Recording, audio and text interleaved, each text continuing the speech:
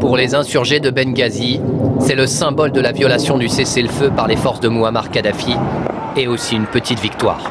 Cet avion de chasse, un MiG-23 de l'armée libyenne, abattu et qui s'écrase, accueilli par les tirs et les cris de joie des opposants au régime. Mais l'opposition libyenne vient d'annoncer qu'il s'agissait en fait d'un avion aux mains des insurgés. La confusion est grande à Benghazi. Les rebelles affirment que l'armée de Kadhafi a pénétré dans la ville. À Tripoli, le porte-parole du gouvernement dément que l'armée soit impliquée dans les combats de Benghazi et soutient qu'il respecte le cessez-le-feu, affirmant que c'est Al-Qaïda qui lance des attaques.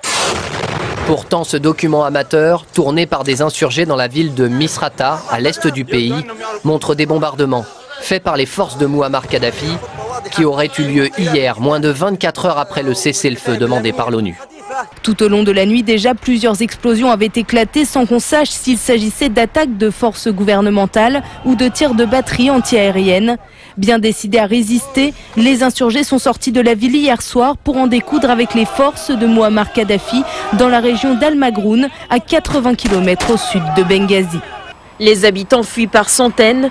Juste avant de partir, notre correspondante, parmi les derniers journalistes sur place, décrit l'urgence et la panique. Toute la ville est sur le pied de guerre. Ce que je peux voir autour de moi, c'est des dizaines et des dizaines de voitures, des combattants qui dressent des checkpoints à la va-vite, des tirs, comme vous venez d'entendre derrière moi, pour tenter de défendre des positions, je crois.